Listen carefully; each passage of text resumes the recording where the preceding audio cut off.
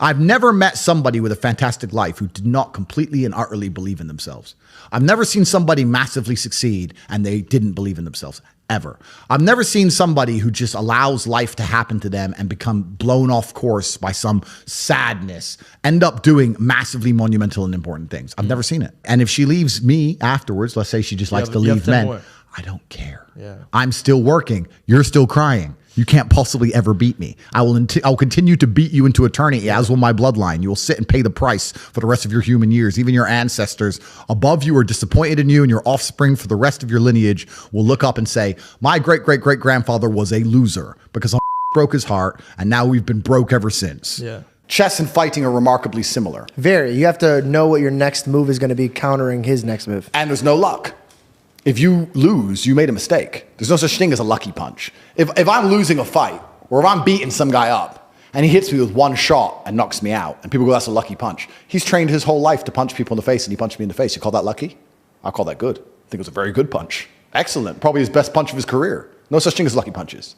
Same thing with chess. If you lose, you left your guard down. Absolutely.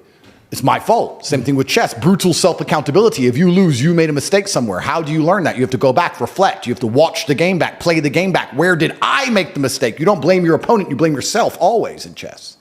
It's self-accountability. So when I stopped playing professional chess, I decided to move over to fighting because they're very similar. It's one-on-one. It's not a team sport. So that's why I chose to fight. But I never considered fighting fun. I never took it as, ha, ha, ha, this is fun. I was out to hurt people. For real. Firstly, I'm going to tell you something about myself and most rich people. We don't own anything. I don't own anything. I don't own anything. There may be a trust fund in Ecuador that owns a company in Singapore that might own a yacht that I can borrow, for example. But I don't own shit. So that's the first thing. The second thing, you have all these different jurisdictions around the world. It's extremely complicated. How are you going to tax a rich guy? He has houses here, houses there, company here, company there, all the companies making a loss. Does Starbucks pay tax? No, Starbucks supposedly doesn't make money. Supposedly Uber's never made profit. An app on the phone with millions of cars around the world and people working endless hours for them and them getting a cut of it to run an app. Supposedly they've never made profit, never paid a penny tax. Funny how that works. You can't tax the rich. It's too complicated. You can't tax the rich. It doesn't work. All you're going to do is just drive them into other countries. If England right now today were to announce a huge tax on the rich people would just go, oh, cool. I'll base my company out of Belize. 2 pieces of paper. Fuck you. We don't really learn lessons unless they're learned the hard way. Yeah. I believe that unless a lesson has taught the hard way, you're not going to learn it. You can have so many near misses and people won't learn their lesson. Bro, you must know a guy who goes out there, nearly crashes his car, doesn't slow his ass down till he wrecks it. Yeah. Like, this is how people are, right? So you need that pain for the lesson to sting enough to really genuinely go inside of your mind. And it's the same with everything. It's the same with driving a car or business. Truthfully, if you want to learn a lesson about business, you're going to have to suffer at some point, right? So we always say that most people are not successful with their first companies, X, Y, Z, blah, blah, blah. I get that. The truth is there's a lot of people who make a lot of money with their first company, but they just spunk it, act an idiot, and it all blows up in their face. And that's how you get the discipline on your fourth company that when you have 3 million in the bank, you just leave it there. You know, and don't be done with it. So you need to go through some pain. You need to experience some negative things. You need to have to a degree some trauma to really even learn any lessons. So yeah, business studies, you're right. The book, that's not going to teach you anything about business. You need to get out there on the streets. You need to make mistakes. You need to suffer. You need to have the tax man knocking at your door. You got to deal with all that stuff so that you make sure it doesn't happen again. I really think that humans are stupid enough to only learn the hard way. That's kind of how it works. The problem with owning something is that it can be taken from you. So let's look at it the American way. In America, litigation is a big problem. Everyone gets sued all the time. So you don't want to own anything because if you get sued, then you're going to have to pay that debt and you might have to sell your assets to pay that debt. Not if it's in a company though, if it's in a limited company. Correct. This is the point. So people don't own anything themselves. Okay, so they only feel their company. It's a limited company owns it, a trust owns it. Exactly. So you understand what I'm saying? Yeah. Look at the Panama Papers. Yeah. Look at it. And then it gets really complicated. And this is what I'm saying, where the average Joe Schmo at home has no idea how this stuff works. Because let's look at Nike, for example. Nike doesn't pay any tax. Why does Nike not pay tax? Well, I'll give you a very simple version. They have two companies. One set up in Belize with a 1% tax rate. One set up in Europe. The one set up in Europe sells Nike trainers, pays all the staff, pays the stores, sells all the shoes, makes all the money, blah, blah, blah, makes millions and millions and millions in profit. The one in Belize owns the trademark. So after 100 million, 200 million, whatever it is, comes into the European company, the European company has a debt to Belize to use the trademark of all the profit. Yeah. Isn't that coincidental? Yeah, right. That goes to Belize. Then Belize government comes along and goes, give us 1%. Nothing. Boom, boom, done. Tax paid. It's all a scam. It's all a lie. It's all a scam. The person who get fucked, it's always the same. It's the guy in the middle. Yeah. The guy in the middle is going to get wrecked. It makes me laugh when they talk about, we're going to increase taxes, da-da-da. When they talk about increases taxes, they're not trying to chase down the billionaire on his yacht because they can't. They're trying to chase down the guy with an address who can't move, can't leave. He has a mortgage debt, 2 kids and a dog, living somewhere in Sunderland, and he's stuck there. It's a fantastic motivator for men. Shame. I'm telling you now, it works. Shame. If I'm around my house and someone was getting fat and all of us were to go, you're a fat fuck, what are you eating that for? I guarantee they'd train. Shame works with men. And you talk about this, and this is the reason I promote brotherhood. The reason I am the man I am is not just because I'm so fantastic. It's because I, even now to this day, live with 6 men. I live with my fight coach. I live with my brother. I live with some of my old friends I've had for 20 years. We live in this big ass compound, this huge house. If I wake up and my brother's been training an hour and a half, I feel so annoyed and angry and guilty that I have to go and beat him now.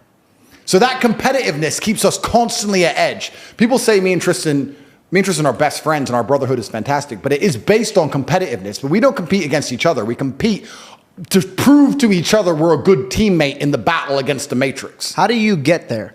Because I've seen a lot of men get torn up by that. Yeah. So how do you get to a healthy way where we're competitive, but it's not going to destroy our relationship? Well, you have to understand that there's enough outside enemies.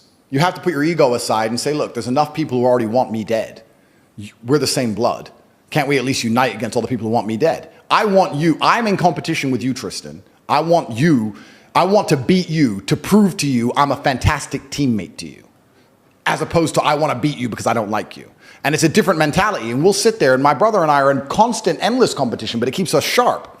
So masculine competition is super important, which is why it's the third thing I teach, which is brotherhood. You are the sum of the 5 people you spend the most time with. If you find some guys who have their game right, your game's going to get straight. It's as simple as that. And I think if you take any man on the planet in any situation, in any scenario, and you tell him to become as strong as possible because of all the lessons he's going to learn, become as rich as possible because of all the lessons he's going to learn, plus obviously being strong and rich are benefits, plus find a network of brotherhood of men who are accountable to themselves and by extension accountable to you. If you're accountable to yourself as a man, you're also accountable for your friends. I don't want loser friends. I don't want dickhead friends. If I had a guy I really liked and he started being a dickhead, I'd try very hard to fix him. And if I couldn't fix him, I wouldn't be his friend anymore. I'd say, stop that. We don't do that. Why are you doing that? What are you crying about again? Why are you acting that way? Come on, let's go train. I don't want to train. But we always train. Come on, let's go. And then after a while, I'd be like, he doesn't train anymore. Get him out. Bye. Go get eaten by wolves. That's the unfortunate reality of the world, because I'm the sum of the 5 people I spend the most time with. I don't want to wake up one day feeling terrible and going, but he's missing the day and I might miss the day. His poison will get in my brain. I have to resist it. So if you get a brotherhood, masculine brotherhood, and you're accountable for yourself and for them, you're going to be able to do nearly anything. People will shield laziness with anything. No one wants to admit they're lazy. So they'll shield it with disbelief. That's a scam. Or I don't work hard, I work smart. Bollocks. More cover. For just anything it takes to say, I don't want to work. Do you believe in that? Work smarter, not harder? I believe in both. Yeah. But there's a time when it comes to work smart. And most people are trying to do the smart work before they do the hard work.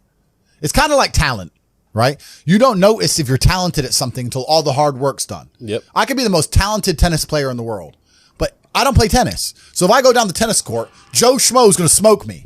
I don't get to see my talent until I've worked so hard that I'm in the top 1%, and now I'm beating them because I have some God-given gift. Yeah. You understand? Yeah. You have to do the hard work first. If there's no hard work, there's no smart work. So someone's going to sit there and go, I work smart, I don't work hard, so I only have to work an hour a day. If working smart gets you a lot done in an hour a day, then you should work smart for 12 hours a day and get 12 times the work done.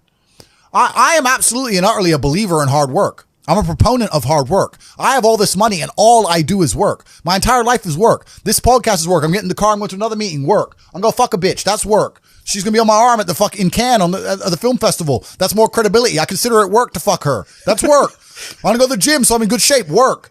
It's all work. My entire life is work. And people don't want to look at life that way. They want to talk about work-life balance and being lazy and all this crap. I don't believe in any of that. I believe in if you want to win, you have to outcompete the man who's prepared to do nothing but work. It's player versus player. If you're going to sit there and go, I don't want to work more than an hour a day, well, the guy who does want to work more than an hour a day is going to beat you. And no matter how smart you are, there's always a smart dude who's doing the same smart work you are for more hours than you're doing it. That's just the nature of the game. And we talked earlier about speed. Most people go, it's only 2 weeks. It's only a week. It's only a week. The people who say it's only a week are the people who are broke. They don't value time. That's the reason you're all poor, because you say it's only a week. So, it's tomorrow. Oh, I'll do it later. It's only an hour. It's only a day. It's only a minute. You are competing against people like me. We do not waste a second. Being a normal man or an average Joe is always going to suck. The only way to have a good life as a man is to be exceptional in some fields. Here is how you do it. Yeah. You need to work your ass off. They delete me. They want men to stay depressed, semi-depressed, miserable, paying the taxes, just rich enough to pay tax, too broke to do anything else. Yeah.